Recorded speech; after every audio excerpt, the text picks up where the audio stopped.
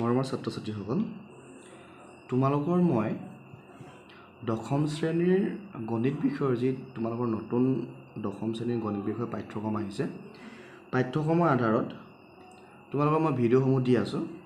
তো ভিডিঅ'সমূহ এতিয়া তোমালোকৰ ইয়াৰ আগত দিছিলোঁ মই যে কি তোমালোকৰ যি ষষ্ঠ অধ্যায় যি ত্ৰিভুজ তোমালোকৰ ট্ৰায়েংগল চেপ্টাৰটো আছে, ট্ৰায়েংগল চেপ্টাৰৰ তোমালোকৰ সদৃশ যিটো সদৃশ পাঠ আছে, যে এই সদৃশ চিত্ৰ বুলি এটা পাৰ্ট আছিলে, এইটো সদৃশ চিত্ৰ বুলি যি পাৰ্ট আছিলে, সদৃশ আৰু এটা আছিলে সৰ্বসম। সদৃশ আৰু সৰ্বসমৰ সম্পূৰ্ণ ধাৰণা তোমালোকক দিলোঁ, যে সম্পূৰ্ণ ধাৰণা দিয়াৰ উপৰিও তোমালোকৰ তাৰ পাৰ্থক্যটো দিয়াই দিছিলোঁ, আৰু লগতে তোমালোকৰ অনুশীলনী 6.1ৰ যে সম্পূৰ্ণ প্ৰশ্ন উত্তৰ তোমালোকে বুজি পোৱাকৈ মই তোমালোকক ভিডিঅ' আকাৰে বনাই দি থোৱা আছে ইউটিউবত। যদি কোনোবাই চোৱা নাই তেতিয়াহ'লে সেই ভিডিঅ'টো চাই ল'ব পাৰা, যে তাত সম্পূৰ্ণ তোমালোকৰ ভিডিঅ' আৰু কনচেপ্ট দিয়া আছে। লগতে যদি কোনোবাই চোৱা নাই তেতিয়াহ'লে মই ডিছক্ৰিপশ্যনত লিংক দি দিম, যে লিংকত গৈ চাব পাৰিবা, নহবা প্ৰকাশ কটকী চাৰ্চ কৰিবা ইউটিউবত, তেতিয়াও তোমালোকে প্ৰিভিয়াছ বা আগৰ পাৰ্টটো তোমালোকে পাবা। এতিয়া তোমালোকক মই আজি বুজাবলৈ গৈ আছোঁ তোমালোকৰ নেক্সট ত্ৰিভুজৰ সাদৃশ্য। তোমালোকৰ এতিয়া আছে কি যে ত্ৰিভুজৰ সাদৃশ্য, similarity of triangle. Similarity of triangle বুজিব যোৱাৰ আগত তোমালোকৰ কি আছে যে দুটা উপপাদ্য আছে, উপপাদ্য 6.1, উপপাদ্য 6.2। ঠিক আছে, আমি আজি এই ভিডিঅ'টোত উপপাদ্য 6.1তনো কি কৈছে তাৰ বিষয়ে আমি আলোচনা কৰিম। তোমালোকৰ উপপাদ্য 6.1ত তোমালোকৰ যিহেতু ইয়াত দিয়া আছে, কিন্তু তোমালোকে পৰীক্ষাত লিখিব পৰাকৈ সুবিধাজনকে তোমালোকৰ ইয়াত দিয়া নাই। সেইটো কাৰণে কি হয়, ইয়াৰ পৰা লিখিবলৈ পৰীক্ষাত অসুবিধা হয়। বিশেষকৈ তোমালোকৰ প্ৰায় এইটো ভেৰি ইম্পৰ্টেণ্ট কুৱেশ্যন হয়, তোমালোকৰ এইটো উপপাদ্য আহি থাকে প্ৰায়। তো সেই উপপাদ্যটো তোমালোকে পৰীক্ষাত লিখিব পৰাকৈ সহজ সৰলকৈ মই তোমালোকক দিছোঁ। তোমালোকে ভিডিঅ'টো প্ৰথমৰ পৰা শেষলৈকে চাই যাবা, আৰু যদিহে তোমালোকৰ কিবা উপকৃত হৈছে বুলি ভাবা তেতিয়াহ'লে ভিডিঅ'টো লাইক কৰিবা আৰু বন্ধুবৰ্গৰ মাজত শ্বেয়াৰ কৰি দিবা। ঠিক আছে, মই তোমালোকৰ উপপাদ্য 6.1টো কেনেকৈনো সমাধান কৰিবা তোমালোকক আজি দেখাই দিছোঁ। চোৱা, এতিয়া চোৱা, উপপাদ্য 6.1ত কৈছে কি যে যদি এডাল ৰেখা কোনো ত্ৰিভুজৰ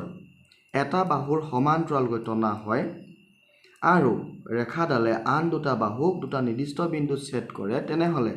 সেই বাহু দুটা একে অনুপাতত বিভক্ত হ'ব। কুৱেশ্যনটো কি কৈছে বুজি লোৱা প্ৰথমতে, যে যদি এডাল ৰেখা কোনো ত্ৰিভুজৰ, যিকোনো ত্ৰিভুজ হ'ব পাৰে, ত্ৰিভুজটোৰ কেইডাল ৰেখা থাকে, 3ডাল ৰেখা থাকে, আমি চবেই জানো ত্ৰিভুজৰ 3ডাল বাহু থাকে। 3ডাল বাহুৰ ভিতৰত যিকোনো এডাল বাহুৰ সৈতে সমান্তৰাল হৈ গৈ আমি কি কৰিছোঁ, এডাল বাহু টানিব লাগিব। যদি এডাল ৰেখা কোনো ত্ৰিভুজৰ এটা বাহুৰ সমান্তৰালকৈ, ত্ৰিভুজটোৰ 3টা বাহুৰ ভিতৰত যিকোনো এটা বাহুৰ সমান্তৰালকৈ আমি যদিহে টনা হয়, ৰেখাডালে বেলেগকৈ বাকী যি দুটা বাহু থাকি যাব সেই বাহু দুটাক দুটা বিন্দুত ছেদ কৰিব, যে আন দুটা বাহুক দুটা বিন্দুত ছেদ কৰে, তেনেহ'লে সেই বাহু দুটা একে অনুপাতত বিভক্ত হ'ব। মানে ডায়েগ্ৰামটো দেখিবলৈ কেনেকুৱা হ'ব চাই লওঁ। ঠিক আছে, মই তোমালোকক দেখাইছোঁ। মই সেই কুৱেশ্যনটো তোমালোকক মই ইয়াত লিখি লৈছোঁ। চোৱা, যে সেই কুৱেশ্যনটো মই তোমালোকক ইয়াত দিছোঁ, সেইটো লিখা আছে। এতিয়া আমি যিকোনো এটা ত্ৰিভুজ মই ড্ৰ কৰি লৈছোঁ, যিকোনো এটা ত্ৰিভুজ ড্ৰ কৰিছোঁ। চোৱা, ত্ৰিভুজটো কি হ'ব মই একো মান লোৱা নাই, মাত্ৰ মই ত্ৰিভুজটো জাষ্ট ড্ৰ কৰিছোঁ। ধৰি লোৱা ত্ৰিভুজ এটা ড্ৰ কৰিছোঁ মই।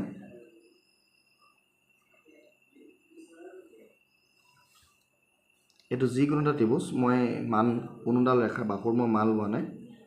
এই ত্ৰিভুজ লৈছোঁ, আৰু এই ত্ৰিভুজটোৰ মই নাম দিছোঁ ধৰি লোৱা A, B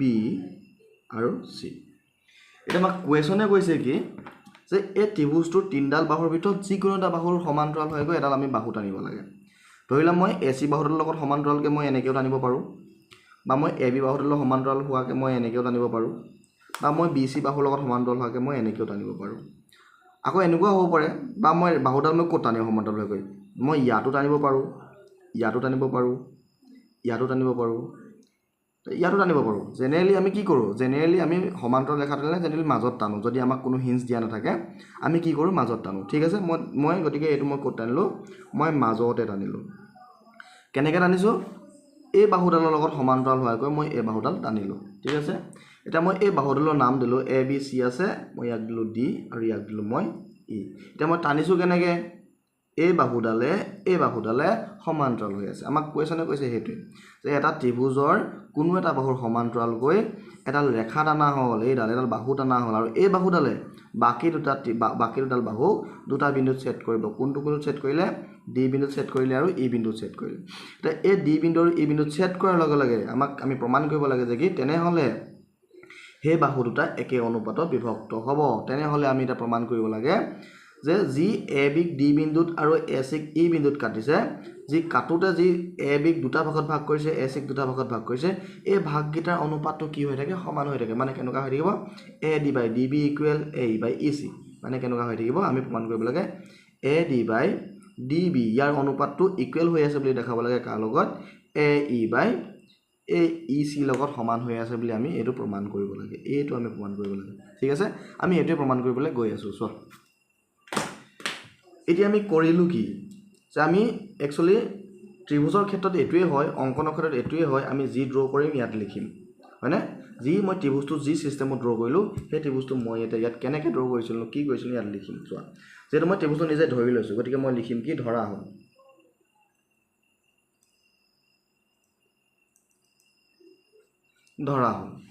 ঠিক আছে ধৰা হ'ল ত্ৰিভুজ এ বি চিত ত্ৰিভুজ এ বি চিত ত্ৰিভুজ এ বি চিত বি চি বাহুৰ সমান্তৰালকৈ বি চি বাহুৰ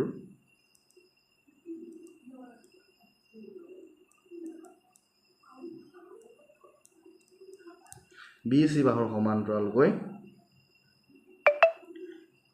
ডি ই বাহু কোনডাল চোৱা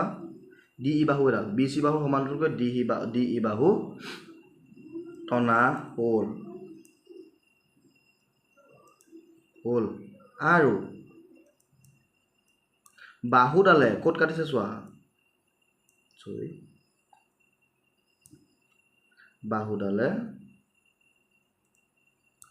বাহুডালে এ বিক আৰু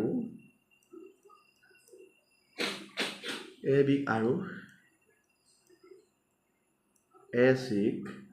ক্ৰমে এ বি আৰু এ চিক ক্ৰমে ডি আৰু ই বিন্দুত ছেদ কৰিছে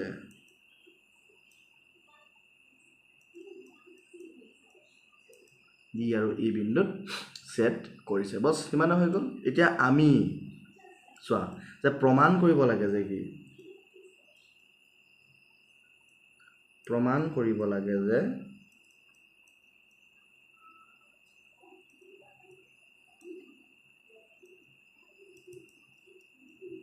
প্ৰমাণ কৰিব লাগে যে এইটো যেতিয়া ইয়াৰ লগত ই ছেদ কৰিছে এই সমান্তৰালকৈ তন্ত্ৰত ইয়াত যেতিয়া ই আৰু ই বিন্দু ছেদ কৰিছে আমি প্ৰমাণ কৰিব লাগে যে A D by D B equal A E by E C প্ৰমাণ কৰিব লাগে যে A D by D B equal A E by E C এতিয়া আমি এইটো প্ৰমাণ কৰিব যাওঁতে কি হ'ব আমাৰ কেইটামান কনষ্ট্ৰাকশ্যন অংকন থাকে যে অংকন কৰিবলগীয়া হয় আমাৰ প্ৰয়োজন সাপেক্ষে আমি ইয়াক কি কৰিম এতিয়া মই যে এই ডায়েগ্ৰামটোক আমি অংকন কৰি ল'ম ঠিক আছে অংকন কৰি লৈছোঁ চোৱা যে অংকন আমি অকণমান কনষ্ট্ৰাকশ্যন কৰিম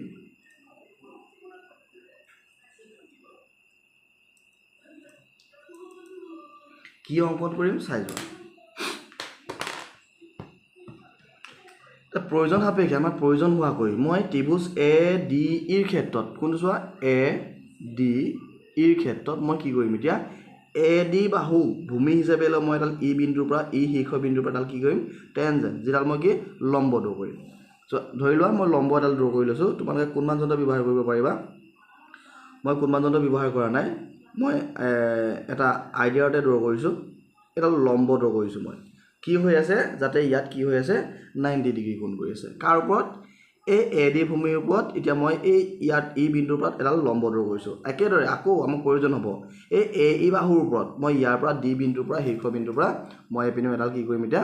লম্ব ড্ৰ কৰিম কাৰণ আমাৰ এই প্ৰমাণত আমাৰ প্ৰয়োজন হ'ব বাস হ'ল কেনেকুৱা হৈ আছে মানে এই কোণটো কিমান হৈছে 90 ডিগ্ৰী কোণ কৰি আছে হ'ল আৰু লগতে আমাৰ আৰু অকমান কাম আছে কি কৰিম এতিয়া মই এই বি ই ডাল সংযোগ কৰিম এডাল তুমি ডাইৰেক্ট আনিব পাৰা বা ডট ডট দিও টানিব পাৰা তোমাৰ নিজৰ কথা মই ডট ডট দিয়ে টানিছোঁ তোমালোকে ডাইৰেক্ট আনিব পাৰিবা এইডাল মই ইয়াৰ পৰা BE আৰু DC মই সংযোগ কৰিলোঁ বাছ হৈ গ'ল আমাৰ কনষ্ট্ৰাকশ্যনৰ কাম খতম এতিয়া আমি কি কৰিম এতিয়া কিনো অংকন কৰিছিলোঁ ইয়াত লিখিম অংকন চোৱা অংকন কি কৰিলোঁ মই AD ৰেখাডালৰ ওপৰত AD বাহুডালৰ ওপৰত AD লম্ব মই কি টানিলোঁ এইটো নাম দিয়া নাই ধৰি লোৱা ABCDE ইয়াক দিলোঁ F আৰু ইয়াক দিলোঁ G হ'ল এতিয়া মই অংকন কি কৰিলোঁ মই AD বাহুৰ ওপৰত লম্ব টানিলোঁ কি AD বাহুৰ ওপৰত লম্ব টানিলোঁ GE কমা AE বাহুৰ ওপৰত কি টানিলোঁ মই এই AE বাহুৰ ওপৰত লম্ব টানিলোঁ DF AE বাহুৰ ওপৰত লম্ব টানিলোঁ DF আৰু কি টানিছোঁ মই BE DC সংযোগ কৰা হ'ল আৰু BE, DC সংযোগ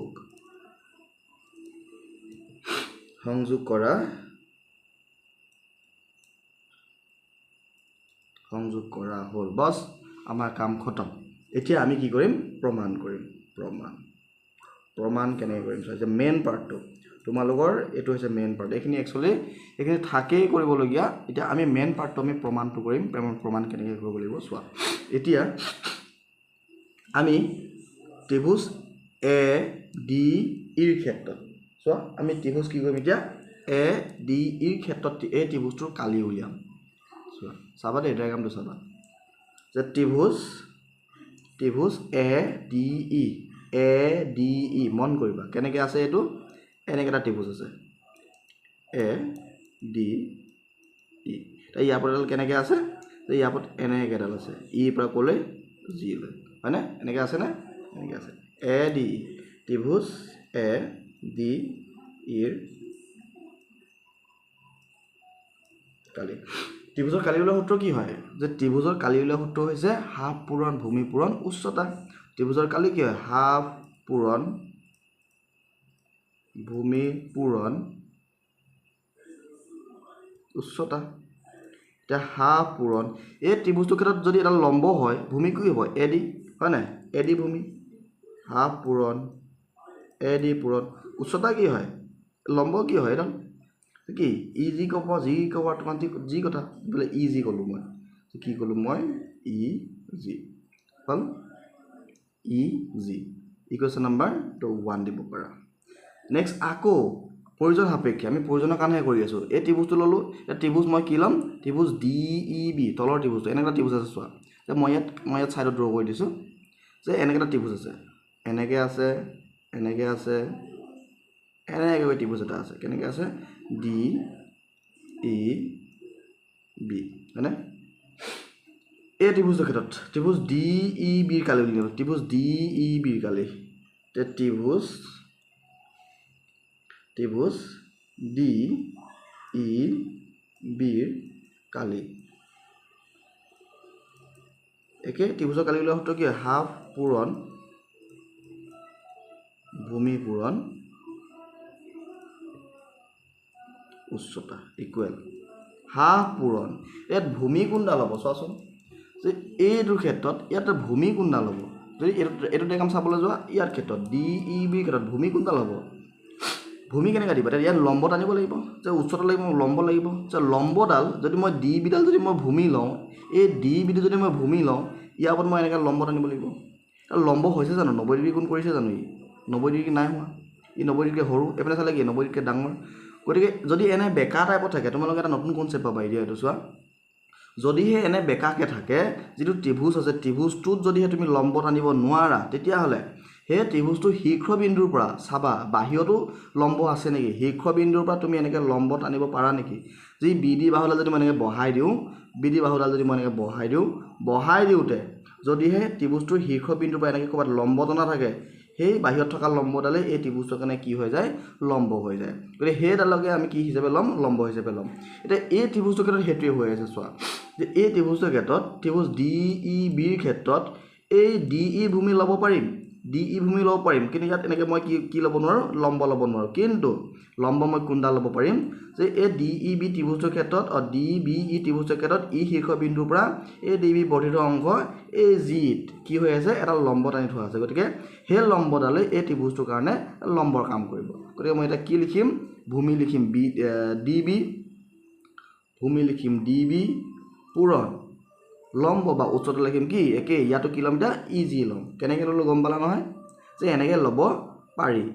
হ'ল ইকুৱেশ্যন নম্বৰ 2 এতিয়া সমীকৰণ 1 আৰু সমীকৰণ 2 এটা অনুপাত বনাওঁ চোৱা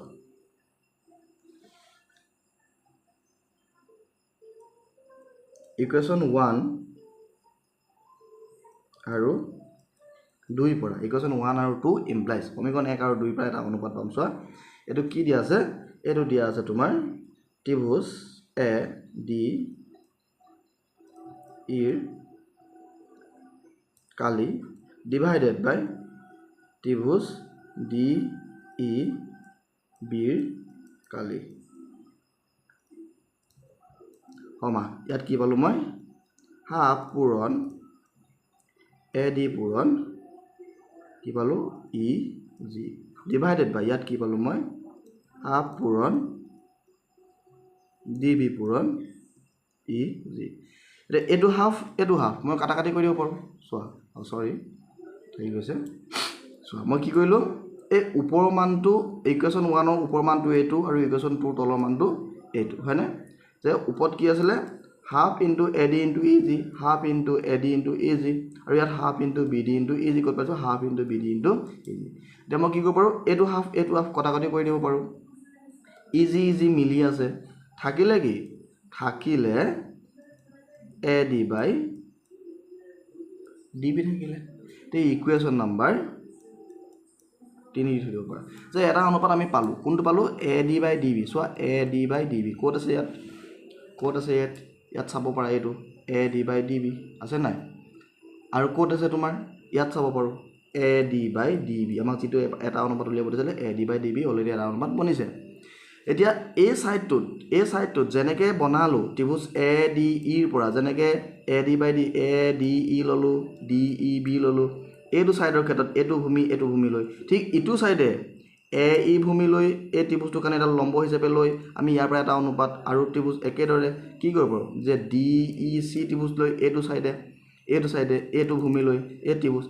এইটো ছাইডে যেনেকৈ কৰিছোঁ ইটো ছাইডেও আমি একেদৰে এনেকৈ এটা কি কৰিব পাৰোঁ যে এনেকৈ এটা অনুপাত উলিয়াব পাৰোঁ ঠিক একেদৰে তোমালোকে আকৌ ইমানখিনি কৰিব নালাগে ছিষ্টেম একেদৰে বুলি লিখি ইটো ছাইডেও এনেকুৱা এটা অনুপাত বনাই দিব পাৰিবা যে একেদৰে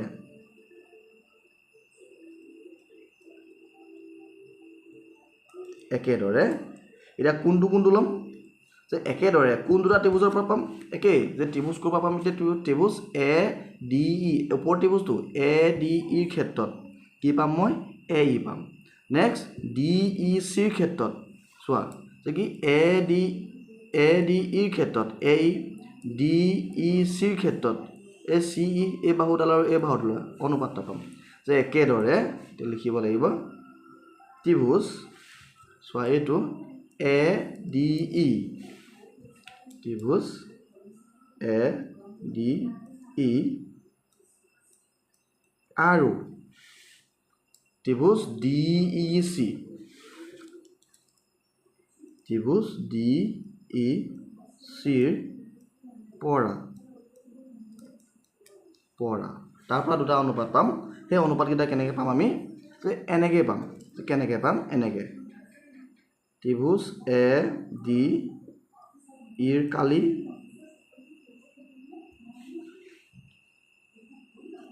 ত্ৰিভুজ এ ডি ইৰ কালি ডিভাইডেড বাই ত্ৰিভুজ এইটো ডি ই চিৰ কালি ইকুৱেল কি পাম এতিয়া ইয়াত এই দুটা ত্ৰিভুজৰ পৰা এ ই বাই ই চি পাম যে ইয়াৰ পৰা পাম এতিয়া এ E by E C equation number 4 equation 3 আৰু ইকুৱেশ্যন 4 দুটা পালোঁ চোৱা যে আমাক প্ৰমাণ কৰি A D by D B equal যদি মই এ ই বাই ই চি কৰি দিব পাৰোঁ আমাক যিটো প্ৰমাণ কৰিব দিছে AD by DB equal A by EC আমাৰ প্ৰমাণ হ'ব এতিয়া আমি হেতুৱে কৰিম চোৱা এতিয়া A2 আৰু A2 ইকুৱেশ্যন 3 আৰু 4 টো মন কৰা দেই ইকুৱেশ্যন 3 ত আছে কি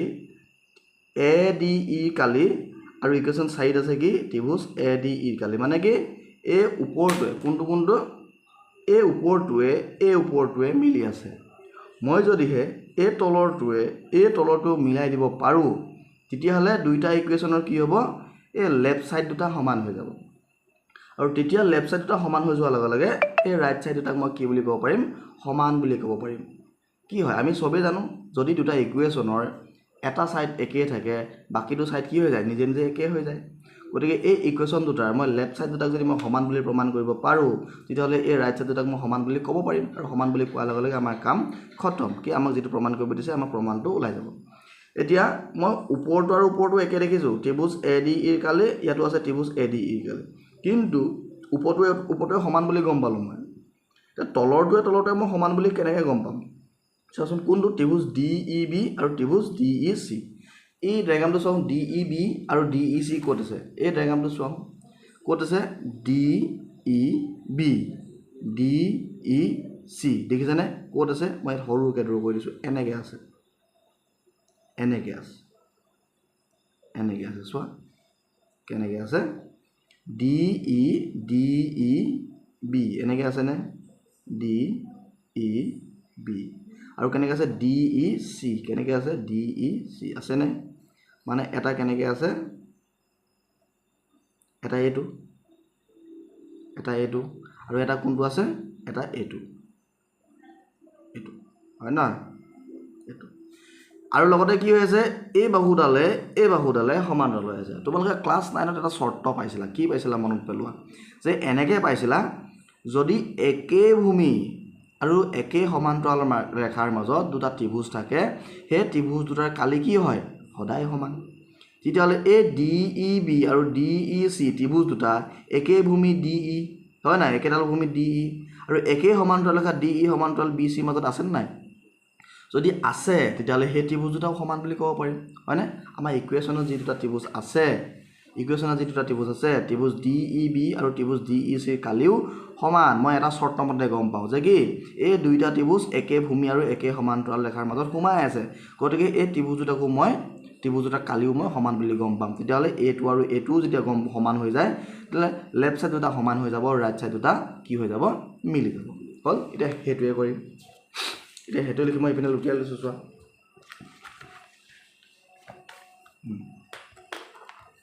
এতিয়া আমি এটা শৰ্ত জানো কি জানো চোৱা এটা শৰ্ত জানো যে কি আমি জানো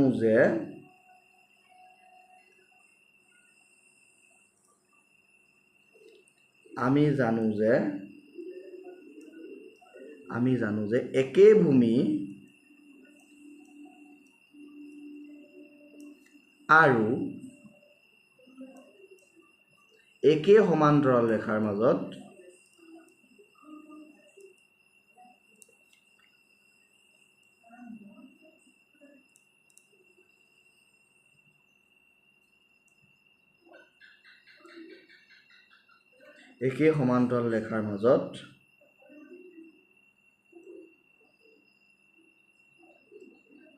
থকা দুটা ত্ৰিভুজৰ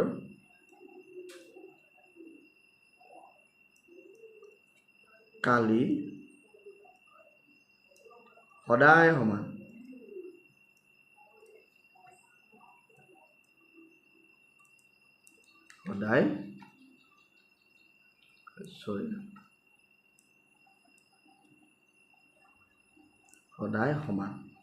এটাকে আমি কি লিখিব পাৰো এটাকে ত্ৰিভুজ কোনটো আছিলে ত্ৰিভুজ তোমাৰ ত্ৰিভুজ DEB কালি সমান ত্ৰিভুজ DEC কালি এটাকে আমি লিখিব পাৰো ত্ৰিভুজ DEB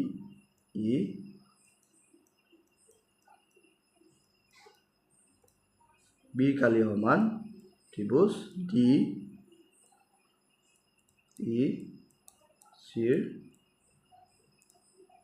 কালি হয়নে ত্ৰিভুজ ডি ই বি কালি সমান ত্ৰিভুজ ডি ই চিৰ কালি এতিয়া সেই দুটা মই সমান বুলি গম পাই গ'লো এতিয়া ইকুৱেশ্যন 3 আৰু 4 পৰা মই কি লিখিব পাৰোঁ এতিয়া মই কি গম পাই গ'লো এতিয়া মই গম পালোঁ যে কি হয় এই ওপৰটোৱেও সমান আৰু তলৰটোৱেও সমান তেতিয়াহ'লে কি এই ছাইডৰ দুইটা যে কি লেফ্ট ছাইড দুইটা সমান যেতিয়া ৰাইট ছাইড দুটা মই সমান বুলি আমি ক'ব পাৰিম এতিয়া সমীকৰণ 3 আৰু 4 পৰা মই কি ক'ব পাৰোঁ যে A D by D B equal A E by E C সমীকৰণ 3 আৰু 4 পৰা মই লিখিব পাৰোঁ A D by D B equal A E by E C বছ আমাক এইটোৱে প্ৰমাণ কৰিব দিছে আমাৰ হৈ গ'ল প্ৰমাণিত